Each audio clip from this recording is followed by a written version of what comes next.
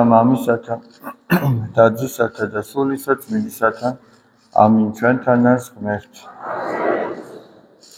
დიდება და მადლობა ღმერთს დღევანდელი წირვისათვის. თქვენ გახსოვთ ალბათ წინა კვირას ჩვენ ვისაუბრეთ მაცხოვრის მიერ 5000 კაცის დაპურების შესახებ 5 პურითა და 2 თევზით. და იმის შემდგომი მოვლენებია სწორედ დღევანდელ სახარებაში აღწერილი. შეიგე მაცხოვარი ეუბნება თავის მოწაფეებს, რომ სანამ ხალხს გააცილებდა, ისინი ნავში ჩამსხდარიყვნენ და წასულიყვნენ.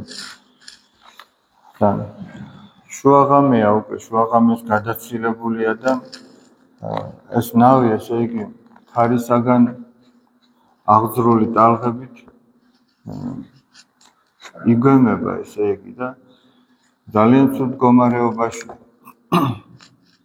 და ამ დროს მაცხოვარი მიდის მათთან. და ისინი რომ დაინახავენ, მოჩვენება ეგონებათ და შეეშინდებათ. და უფალი ეთქვის, რომ მე ვარო, ნუ გეშინიათ.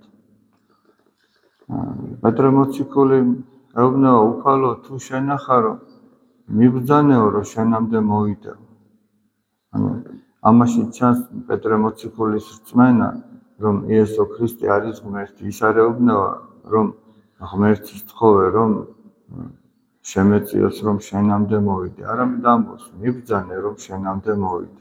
იმიტომ რომ იცის, რომ სწორედ მას აქვს ეს ხელმწიფება, მას აქვს ეს ძალა, რითიც პეტრე მოციქულსაც შეაძლებინებს, რომ მივიდეს.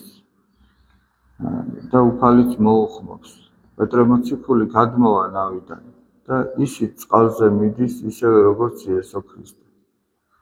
და წერია, რომ როდესაც მიდიოდა, პეტრე მოციქულმა მიაქცია ყურადღება აი ამ ქარიშხალს და ნელ-ნელა დაიწყო დანთქმა, ნელ-ნელა ჩაძირვა დაიწყო.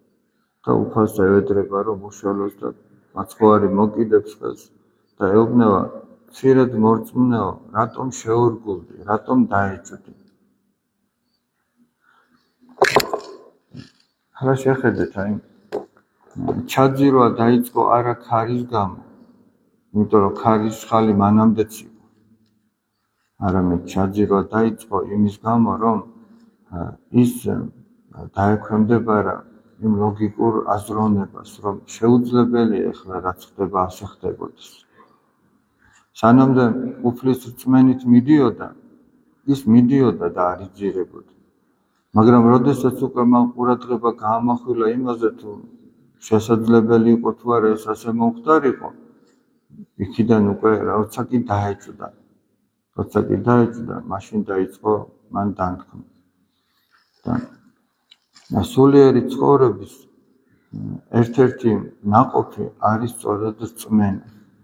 აი ჩვენ დღევანდელ სახარებაში, როგორც წავიკითხეთ, 60 მაპატიეთ, რომ ნაყოფი სულისა არს და ჩამოთვლის მოციქული. აი მე ხელახლა წავიკითხავთ. სიყვარული, სიხარული, ყუდროება, მარხვა, მოთმინება, სარწმუნოება, სულგრძელება, მშვიდობა. და ერთ-ერთი ნაყოფი სწორედ არის რწმენა, ესე იგი, სულიერი ცხოვრების. ჩვენ ხომ მოვდივართ ახლა ეკლესიაში, ეკლესიურად ვცხოვრობთ დაუშვათ, მაგრამ ჩვენს თავს უნდა შევეკითხოთ, აი მოდი ხელახლა წავიკითხო. ნაყოფი სულისა არის სიყვარული, სიხარული, მშვიდობა, სულგრძელება, სიტკბოება, სახიერება, სარწმუნოება, ყუდროება, მარხვა, მოთმინება. აი ეს არის სულიერი ცხოვრების ნაყოფი. შეიძლება რომ ადამიანი თავის ვენახში თუ ბოსტანში შრომობდეს და ნაყოფს არ ელოდებოდეს. ხომ ნაყოფისთვის შრომობს. ტყუილად ხომ არ შრომობს, ესე იგი. ჩვენ როდესაც ეკლესიურად ცხოვრობთ, საკუთარ თავს უნდა ვკითხოთ, რომ არის ეს ნაყოფები ჩვენში თუ არ არის. და თუ მიწად მოქმედი ნაყოფს ვერ ნახავდა, ხომ დაფიქრდებოდა, რომ რა არის მიზეზი იმისა, რომ ნაყოფი არ მოდის? იქნებ რაღაცას არასწორად ვაკეთებ. იქნებ სადღაც წყალი დავაკელი. იქნებ სადღაც თავის დროზე ვერ გავთოხნა თუ თავის დროზე ვერ შევწამლე თუ ასე შემდეგ. აქაც ესეა. იქნებ სადღაც სინანულის წრემლები დავაკელით. იქნებ სადღაც გადავდეთ რაღაცა სულიერი და ხორციელი ავირჩიეთ. და თუ ჩვენს თავში ამ ნაყოფებს ჩვენ ვერ ხედავთ, აი მაგალითად ერთ-ერთი ნაყოფი სიხარული. თუ არ აქვს ქრისტიანს სიხარული, მაშინ უნდა კითხოს თავის თავს, რატო არ აქვს, რა უშლის ხელს? თუ არ აქვს ადამიანს აი შვიდობა, უდროება, რატო არ აქვს, ესეც უნდა კითხოს საკუთარ თავს. და თუ ადამიანი თითოეული ჩვენთაგანი ვეცდებოდით, რომ სწორად გვეცხოვრა, ნელ-ნელა აუცილებლად ეს ნაყოფები იქნებოდა. ეს ტყუილად არ წერია, ეს შემთხვევით არ წერია, სული წმინდის მიერ არის ეს დაწერილი. და თითოეულმა ადამიანმა ღვთის მადლით საკუთარი სულიერი სახლი უნდა აღაშენოს. მაგრამ აი ამ სულიერი სახლის მშენებლობაში ძალიან მნიშვნელოვანია, ვინ როგორ აშენებს. ვინ როგორ აშენებს, ესე იგი. დღევანდელ სამოციქულოში ასეთი რამ ეწერა, რომ ზოგი აშენებს ოქროთიო, ზოგი აშენებს ვერცხლითო, ზოგი ანთრაკითო, ზოგი ძელით, ანუ ხით აშენებს, ზოგი თივით აშენებს. ანუ წარმოიდგინეთ ახლა გარეგნულად რო შეხედო სახლს და გარეგნულად ყველა ერთნაირი იყოს. მაგრამ შიგნიდან ზოგი ოქროსი იყოს, ზოგი ხის, ზოგი ვერცხლის, ზოგი სპილენძის, ზოგი თივის. გარეგნულად ვერ შეატყობ, მაგრამ ამ ყველაფერს ცეცხლი გამოცდის. აი იმ დღესო, იმ დღეში იგულისხმება ქრისტეს მეორედ მოსვლა. ცეცხლი გამოცდის და რომელიც გაუძლებს ამ ყველაფერს, ის გადარჩებაო, როგორც ცეცხლიდან გამოტაცებული. ახლა ოქრო და თივა ერთნაირად გაუძლებენ ცეცხლს, ხო ვერ გაუძლებენ. ჩვენ შეიძლება ყველა ვცდილობთ, რომ ეკლესიურად ვიცხოვროთ და ჩვენი სულიერი სახლი აღვაშენოთ, მაგრამ ვინ როგორ მონდომებით აკეთებს ამას?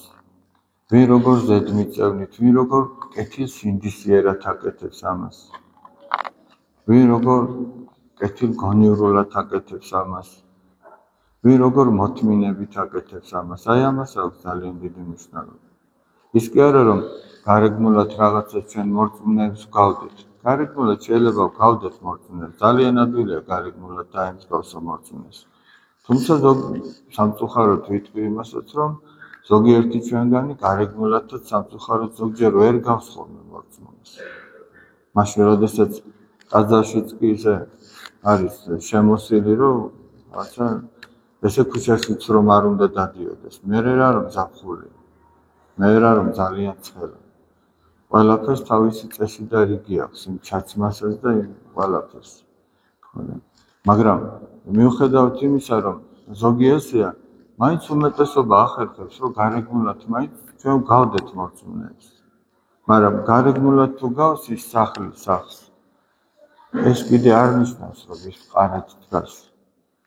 და მყარად მაშინ იდგება, როდესაც ჩვენ გვექნება ის ნაყოფები, რაც ზემოთ ჩამოვთვალეთ. კიდევ ერთხელ ჩამოვთვალეთ. ეს არის სიყვარული, სიხარული, შვიდობა, სულგრძელება. აი სულგრძელება რა არის? რომ მოუთმინო ერთმა ადამიანმა მეორეს მოუთმინო. დღეს ყოველ ფაქტიურად არავის მოთმენა არ უნდა. ყველა იმაზე ფიქრობს, რომ თვითონ თავისი ამპარტავნება და ეგოიზმი დააკმაყოფილოს და სხვა რას გრძნობს და განიცდის იმ დროს, როდესაც ჩვენ ასე თუ ისე ვექცევით, იმას ჩვენ არ ვფიქრობთ. იმის მოთმენა ჩვენ არ გვინდა. სიტკბოება. აი ვკითხოთ ჩვენს თავს, რომ ვართ ერთმანეთის მიმართ ისეთი ტკბილი, როგორიც უფალი იყო ჩვენს მიმართ ტკბილი. აი ვკითხოთ, ყველა ურთიერთობაში ასეთი ვართ, ყველა ადამიანთან ასეთი ვართ. შვილებიდან დაწყებული, უცხო ადამიანებით დამთავრებული. სახიერება, ანუ ეს სიკეთეა სახიერება. ყველა ადამიანის მიმართ ვართ ესეთი კეთილი. სარწმუნოება, ყუდროება, მარხვა, მოთმინება, ვართ მოთმენი. სხვების მიმართ და საკუთარი დაცემული მდგომარეობის მიმართ შეიძლება არ ვართ ასეთი და ვინც ასეთია, ვინც ნელ-ნელა ასეთი ხდება ღვთის მადლით, ის არის ვინც სწორად აშენებს და ვინც მყარად დგას. იმიტომ რომ ამ ყველაფერს ის დღე გამოაჩენს, როგორც მოციქული პავლე ამბობს. და გახსოვთ სახარებისეული იგავი ნადიმ ქორწილის შესახებ, როდესაც ერთ-ერთი ადამიანი ზის ქორწილში და ამ ოჯახის პატრონი ეკითხება, მოყვასო, როგორ შემოხვედი აქ, როდესაც შენ საქორწილო სამოსელი არ გაცვია. საქორწილო სამოსელი, ანუ ის სულიერი სათნოებებია, რაზეც ახლა ჩვენ საუბრობთ, ეს იგივეა, სხვადასხვა სიტყვებით, სხვადასხვა ტერმინებით გამოხატული. ეს სათნოებებია, ის საქორწილო სამოსელი, რის შემოსაცაც თითოეული ჩვენთაგანი უნდა ვცდილობდეთ. არა მარტო ის, რომ ჩვენ მოვედით აი აჰა ტაძარში დავდივართ. ეგრე შეიძლება სპორტსმენი დარბაზში დადიოდეს, მაგრამ მისგან არაფერი არ გამოვიდეს, იმიტომ რომ იმისთვის არ დადიოდეს, რისთვისაც უნდა ეარა. შეიძლება სკოლაში დადიოდეს, მაგრამ ვერაფერი ვერ ისწავლოს. უნივერსიტეტში დადიოდეს, დიპლომით მისცენ, მაგრამ არაფრის გაგებაში არ იყოს. შეიძლება ადამიანი ტაძარში დადიოდეს წლები, მაგრამ აქედან სულიერს ვერ სწავლობდეს. ამიტომ ჩვენს თავს უნდა დავუსვათ შეკითხვა, რისთვის მოვედი? რა ვისწავლე?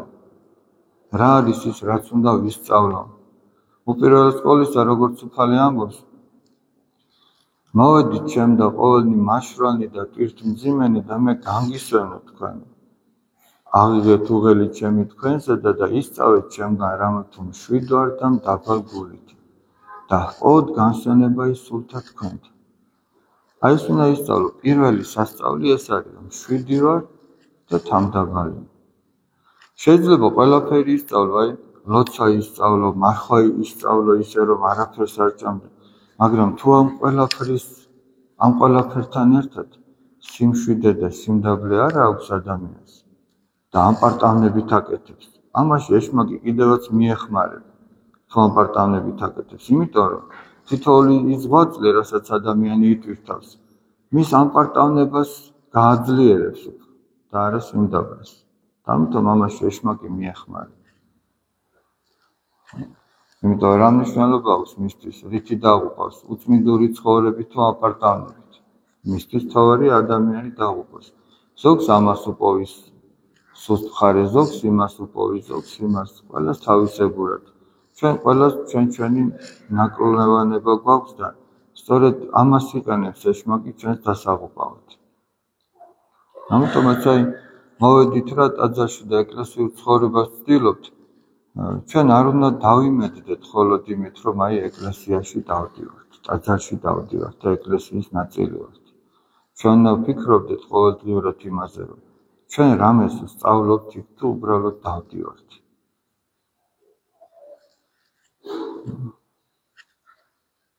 და თუ ადამიანს არ აქვს ეს სულიერი სამოსი, აი როგორც იმ იგავშია ძალიან რომ ახსენე, უფალი ბრძანებს, რომ გაიყვანეთ ეგო და ჩააგდეთო გარესტნელის ბნელში, სადაც იქნებაო ტირილი და კბილთა ხრჭენა.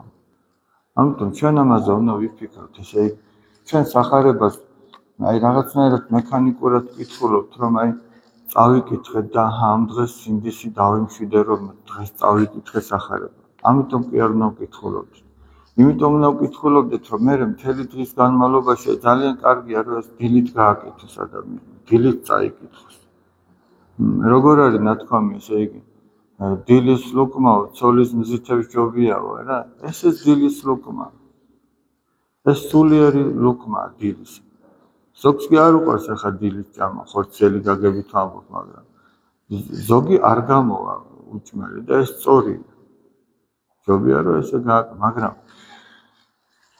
სულიერი გაგებით დილით ჯობია ეს წაიკითხო და მე მთელი დღე იფიქრო იმაზე, რომ რა ეწერა იმ სახარებაში? რა მითხრა მე ამით უფალმა? სახარება ხო უფლის სიტყვაა და რა მითხრა უფალმა? უნდა გონებაში გადაამუშავო, გაიაზრო. ჯობია ცოტა წაიკითხო, ერთი თავი წაიკითხო და მე ამაზე იფიქრო, რა ეწერა ახლა იქ. 60 ფულო წაიკითხო, იმაზე დაფიქრდე. იქ წმინდა მამათა ცხოვრება წაიკითხო, იმაზე დაფიქრდე და მთელი დღის განმავლობაში გაქვს ეს სულიერი საზრდო და საკვები. აი რაღაცა მოიცალე, ხო? ამაო საგნებზე ფიქრის მაგივრად გაიხსენო, რა წაიკითხე და კიდევ ერთხელ დაფიქრდე. რა იყო ამაში მნიშვნელოვანი? და იქ ყველაფერი მნიშვნელოვანია, მაგრამ როგორ არის იცით?